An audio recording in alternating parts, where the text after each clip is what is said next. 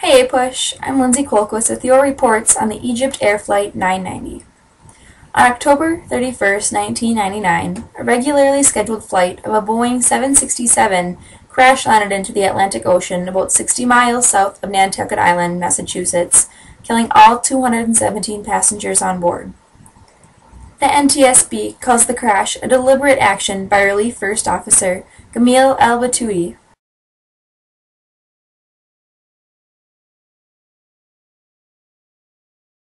We now switch over to an investigator who shares his beliefs on the suspect's background. Our initial review of Batoui's background, he was a fairly religious person, but I don't think we had anything to determine that his religious beliefs were radical. Some personal issues in his own life, in terms of financial, some issues in terms of his family members being sick, needing medical attention. Thank you for your time. The ECAA has decided on a mechanical error of the airplane's elevator control system. The cause of the crash, however, has not been proven by either side. Because the crash was in international waters, Egyptian and American resources worked together in the search and rescue mission. The U.S. led the efforts, which began within minutes of the loss of radar contact, because the Egyptian resources weren't strong enough. Few pieces of the wreckage have been recovered, but not one victim has been returned to his family. Now to Rosalie with reports on the impeachment of President Clinton. Good afternoon. I'm Rosalie with the story of the impeachment of 42nd President of the United States, Democrat Bill Clinton. An affair was exposed on January 17, 1998, involving a relationship between Clinton and a 22-year-old White House intern, Monica Lewinsky. Let's see what Clinton has to say about these accusations. Now, I have to go back to work on my State of the Union speech, and I worked on it till pretty late last night. But I want to say one thing to the American people. I want you to listen to me. I'm going to say this again. I did not have sexual relations with that woman, Miss Lewinsky.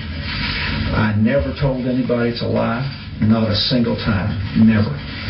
These allegations are false, and I need to go back to work for the American people. Thank you. Clinton testified in court that there was no relationship between he and the intern.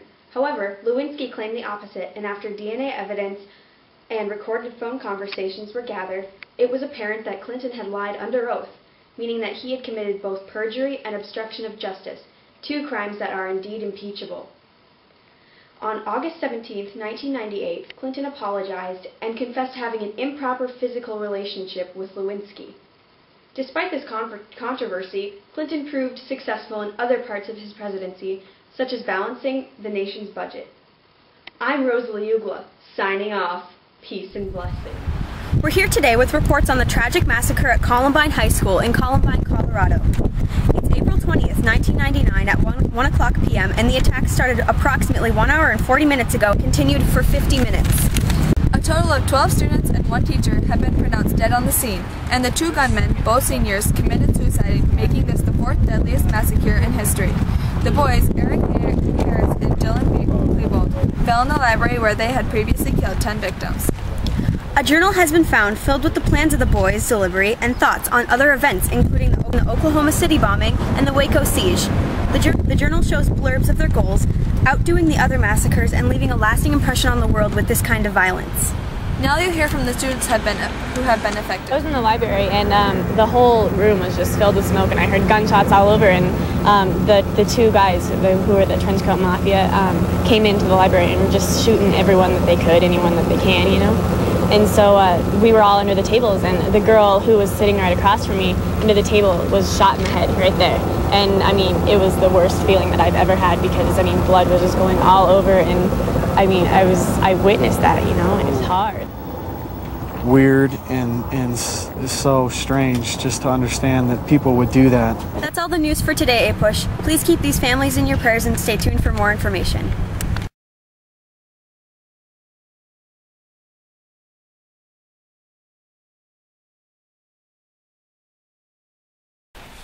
Hi, I'm Rosalie with advice about the AP exam.